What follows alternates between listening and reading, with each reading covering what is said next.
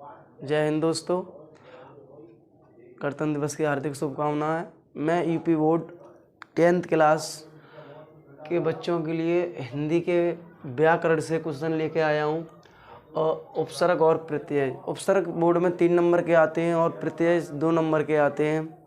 तो बहुत ही सरल तरीके से कराऊंगा और देखें। और गारंटी है कि उपसर्गों में से और प्रत्ययों में से 3 नंबर और 2 नंबर का पक्का फंसेगा, इस बात की गारंटी है।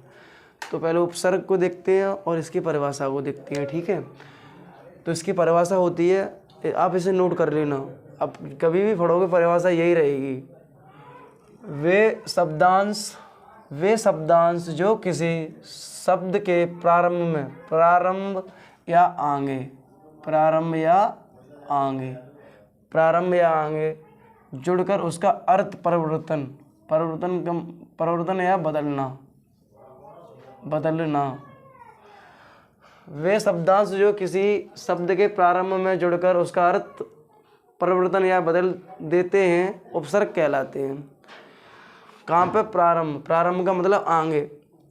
तो आपको बोर्ड में ये दिए होंगे अन, उप, अब, वे, प्र, स, अ, सो, पर, रे।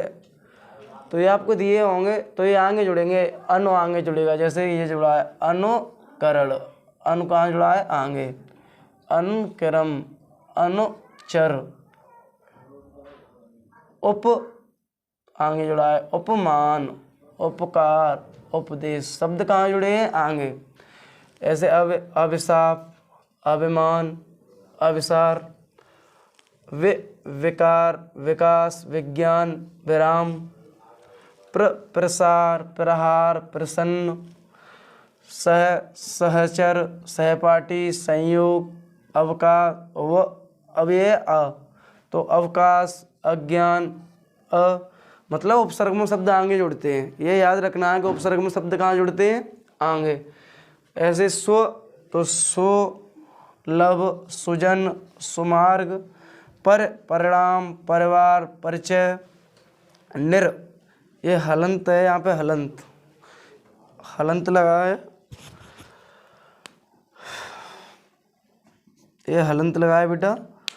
तो ये निर्दोष, ये नीरा जिस अक्षर के नीचे हलंत होता है वो अक्षर आधा होता है। तो ये निर्वाह, निराकार। तो हमेशा याद रखें, उपसर्ग में शब्द आगे जोड़े जाते हैं। उपसर्ग में शब्द कहाँ जोड़े जाते हैं? आगे जोड़े जाते हैं, ये आप याद रखें। और ये 3 नंबर का आएगा बोर्ड में, लेकिन आपको इतने नहीं करने। आप बोर्ड में ये दिया होगा, इसका सिर्फ एक बनाना है, एक बनाना है। जो 5 या 6 आएंगे उसमें से सिर्फ 3 करने हैं और आपको एक बनाना है ओनली। इसके बाद नंबर आता है प्रत्यय का। प्रत्यय में देसी शुद्ध भाषा में बोलें तो प्रत्यय में शब्द पीछे जोड़े जाते हैं। प्रत्यय में शब्द कहाँ जोड़े जाते हैं? पीछे। और ये इसकी शुद्ध परिभाषा ये है, वे शब्दांश जो शब्द के अंत बोले तो पीछे जुड़कर उनका अर्थ परिवर्तन कर देते हैं, प्रत्यय कहलाते हैं। जैसे आई, पन, बट, तो, ता, हट। ये आपको दिया होगा क्वेश्चन नंबर में।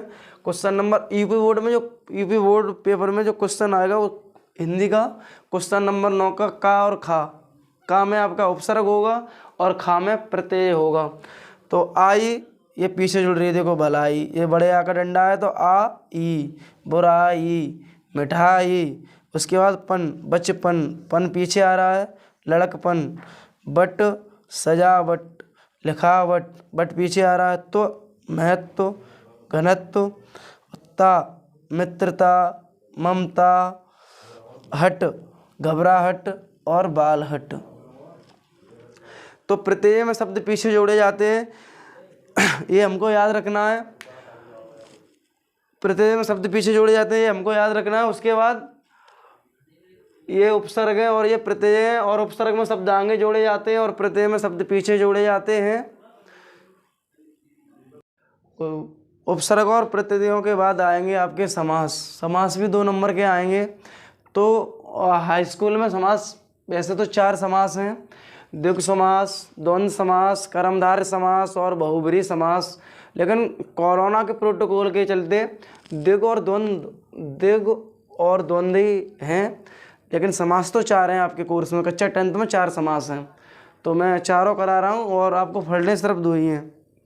तो द्विगु समास, जिस समास का समास विग्रह करने पर गिनती आए। क्या है? गिनती। जैसे 1 2 3 4 5 6 100 1000 जो भी आए गिनती आए, डिजिट आए। जिस समास का समास विग्रह करने पर गिनती आए तो वहाँ पर द्विगु समास होता है। ये परिभाषा आप याद कर लें। करने का तरीका अगर आपको ये याद होगी तो आप समास विग्रह कर लेंगे। तो पेपर में आया चौराहा, तो हम समास विग्रह करेंगे 4 राहों का समूह या 4 रास्ताओं का समूह। तो 4 क्या होता है? गिनती। 4 होता है गिनती। तो 4 गिनती आ रहा तो द्विगु समास है। कौन सा समास है? द्विगु समास है। अब त्रिभुज, त्रिभुज हो या शताब्दी हो या सप्ताह हो, जो भी हो, त्रिभुज, अभी मैं त्रिभुज बता रहा हूँ उसके बाद समझाऊंगा आगे। त्रिभुज, तो त्रिभुज में होता 3 भुजाओं का समूह, डिजिट आ रहा है तो गिनती आ रही है, तो सीधी सी बात है द्विगु समास। अब इसके अलावा दिया हो सप्ताह, शताब्दी, तो सप्ताह में 7 दिनों का समूह होता है, शताब्दी में 100 वर्षों का समूह होता है, पक्ष में 15 दिनों का समय होता है। तो समय दिया हो लेकिन गिनती आ रही हो, जिस समास का विग्रह करने पर अगर गिनती आ रही हो समास विग्रह में, तो वहाँ पर द्विगु समास होता है। उसके बाद आएगा तुम्हारा द्वंद्व समास।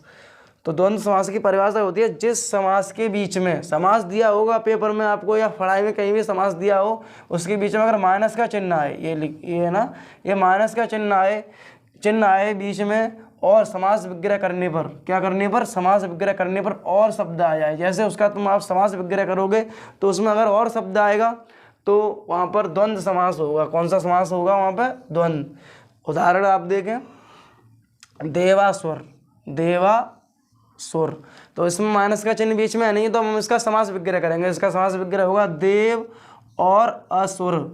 तो और शब्द बीच में आ गया तो समास कौन सा है? द्वंद्व समास है। कन्फर्म कौन सा समास है? द्वंद्व समास है। इसके बाद है उत्थान और पतन। तो उत्थान डैश पतन, माइनस का चिन्ह बीच में, डैश कह लो या माइनस का चिन्ह कह लो, ये बीच में, तो इसका हो जाएगा उत्थान और पतन। और समास विग्रह करने पर और शब्द आ रहा है इसमें, तो कौन सा समास है? द्वंद्व। जैसे और भी होते हैं, नदी नाले, नदी नाले, नदी और नाले, नदी में स्वच्छ पानी बहता है और नाले में गंदा, ये एक दूसरे के जस्ट विपरीत होते हैं। पत पत्नी, पिता पुत्र, जिस जो एक दूसरे के विपरीत होंगे वहाँ पर द्वंद्व समास होता है। इसके बाद कर्मधारय समास। कर्मधारय समास, जिस समास में किसी की विशेषता बताई जाए वहाँ कर्मधारय समास होता है। वैसे तो इसकी परिभाषा दूसरी है कंपटीशन लेवल पे, लेकिन यहाँ पे मैंने हाई स्कूल के बच्चों के लिए कोई शॉर्टकट देख ली है जिससे उनके समझ में आ जाए। जिस समास में किसी की विशेषता बताई जाए वहाँ कर्मधारय समास होता है। जैसे और विशेषता क्या होती है? जैसे कोई काला है या मोटा है या पतला है, ये उसकी विशेषता होती है। इसमें दे रहा है समास में स्वर्ण कलश। स्वर्ण कलश, स्वर्ण माने होता है सोना, तो कलश किसका है? सोने का। कलश किसका है? सोने का। तो इसका हो जाएगा सोने का है जो कलश। कौन सा समास? कर्मधारय समास। चरण कमल, कमल जैसे हैं चरण या पैर, चरण कैसे हैं? कमल। विशेषता बताई जा रही है कि पैर कैसे हैं? कमल जैसे। चरण कैसे हैं? कमल जैसे। कलश किसका है? सोने का। तो ये क्या उसकी एक विशेषता है, खास विशेषता है कि सोने का कलश है, वो व्यक्ति खराब है, वो क्या उसकी विशेषता। ठीक है, वहाँ पर कर्मधारय समास होता है। अब आपका आता है बहुब्रीहि समास। बहुब्रीहि समास, जिस समास का ना तो पहला पद प्रधान हो, जिस समास का ना तो पहला पद प्रधान हो और ना दूसरा पद प्रधान हो, अर्थात कोई तीसरा पद प्रधान हो। पहले पद और दूसरे पद को मिला के जो कोई तीसरा पद हो, पहले पद और दूसरे पद को मिला के कोई तीसरा पद निकले, वहाँ पे बहुब्रीहि समास होता है। जैसे चंद्रशेखर, चंद्रशेखर, चंद्र, तो हमने ये चंद्र देखो, चंद्र से कुछ नहीं बनना और शेखर से भी कुछ नहीं बनना, तो इसे मिला लो। चंद्रमा है जिनके सिर पर, अर्थात भगवान शिव, भगवान सिर के ऊपर क्या है? चंद्रमा। और बहुब्रीहि समास के ज़्यादा से ज़्यादा पर्यायवाची या सिनोनिम्स मिलते हैं, वो बहुब्रीहि समास होता है। और जो धर्म के हिंदू धर्म के रिलेटिव हो, देवी देवताओं से रिलेटिव हो, वहाँ पर बहुब्रीहि समास होता है। लम्बा, लंबो उदर, लम्बा है जिनका उदर, लम्बा है जिनका उदर या पेट, भगवान गणेश का पेट लंबा है और उनका पर्यायवाची भी होता है लंबोदर, तो इसका हो जाएगा लंबोदर। ना तो इसका लंबो से पहला पद प्रदान हो रहा है और दर से दोनों पद मिला के एक पद मिल रहा है, जिन्हें मतलब लंबोदर, लंबा है जिनका उदर, अर्थात भगवान गणेश। तो मैंने आपको उपसर्ग, प्रत्यय और समास 7 नंबर के यूपी बोर्ड में आएंगे। क्वेश्चन नंबर 9 का खा गा, आप इनको याद कर लें, वीडियो बार बार देख के याद कर लें, आपको याद हो जाएंगे। मैंने बहुत ही सरल तरीके से आपको समझाया है।